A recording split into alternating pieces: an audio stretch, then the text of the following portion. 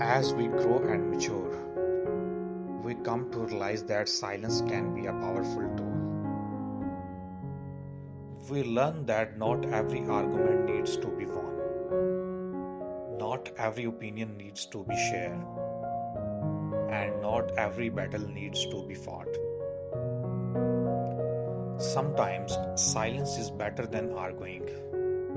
It is better than wasting our energy on pointless debates and toxic conversations. Silence allows us to conserve our strength, to focus on what truly matters, and to rise above the noise.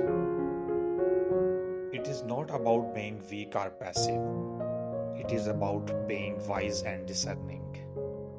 It is about choosing our battles and choosing our words carefully. So let's embrace silence when necessary. Let's learn to listen more and speak less. Let's create space for understanding, empathy, and growth.